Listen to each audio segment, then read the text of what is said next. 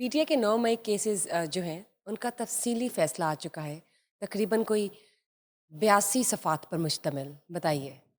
ہاں جی، یہ جو ہے وہ ہم نے اس سے پہلے رپورٹ تو کیا تھا جی، فیصلہ، مگر کچھ تفصیل اس کی جو مزید آئی ہے، ویسے تو یہ کوئی 82 پیجز پر مشتمل ہے، 82۔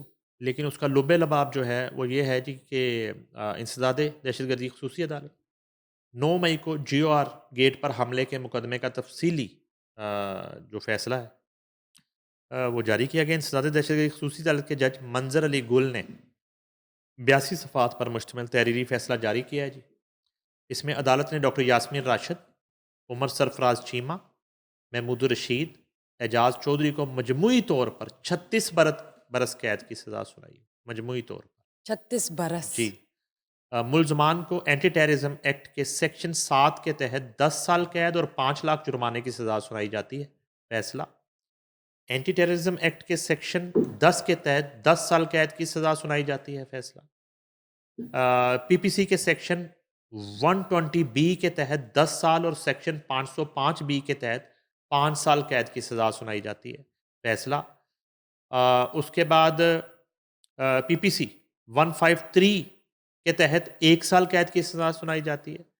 اس کے بعد اینٹی ٹیررزم ایکٹ سیکشن 72 کے تحت پراپرٹی بھی ضبط کی جاتی ہیں۔ ان تمام لوگوں کی پراپرٹی ضبط پراپرٹیز بھی بھی ہو رہی ضبط ہیں؟ کی جاتی ہیں۔ ٹھیک۔ شاہ محمود قریشی کا کیس دیگر 4 ملزمان کے کیس سے مختلف ہے۔ فیصلہ شاہ محمود قریشی نے اپنی بے گناہی ثابت کرنے کے لیے 8 ٹکٹ فراہم کیے ہیں۔ اچھا، یہ امپورٹنٹ ہی بات ہے وازنٹ اویلیبل کہ he here. Was not in Pakistan at the ٹھیک ٹھیک۔ مومنٹ۔ اور ان کے بیٹے؟ اور اچھا، ان کے حوالے سے ابھی ڈیٹیل پڑھتے ہیں۔ شاہ محمود قریشی 8 مئی کو ملتان سے کراچی گئے تھے۔ فیصلہ شاہ محمود قریشی دیگر مقدمات میں بھی بری کیا جا چکا ہے۔ فیصلہ شاہ محمود قریشی زمان پارک میں ہونے والی سازشی میٹنگ میں موجود نہیں تھے۔ اصل میں ہم بار بار اس میٹنگ کی بات کرتے تھے کہ کیا اس میٹنگ میں وہ بیک موجود اینڈ میں نہیں وہ جو تھے، بینچ تھا پورا وہ ایک کہیں زوم گروپ، میٹنگ میں نہیں تھے، رائٹ۔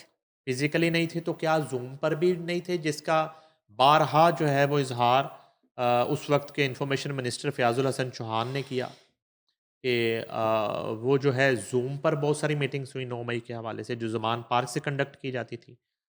اچھا، وہ کہتے ہیں جی کہ شاہ محمود قریشی زمان پارک میں ہونے والی سازشی میٹنگ میں موجود نہیں تھے۔ پھر وہ کہتے ہیں پروسیکیوشن شاہ محمود قریشی کی حد تک کیس ثابت کرنے میں ناکام رہی۔ فیصلہ شاہ محمود قریشی مقدمے سے بری کیا جاتا ہے۔ فیصلہ یاسمین راشد، عمر سرفراز چیمہ، میاں محمود الرشید، اعجاز زمان میاں محمود اعجاز چودھری زمان پارک میں ہونے والی میٹنگ میں موجود تھے فزیکلی۔ عدالت کے دماغ میں کوئی شک نہیں ہے کہ یاسمین راشد سمیت 4 ملزمان نے لوگوں کو توڑ پھوڑ کے لیے اکسایا۔ فیصلہ اس میں کوئی شک نہیں، چاروں لیڈر سینئر ہونے کی بنیاد پر اپنے چیئرمین سے رابطے میں تھے۔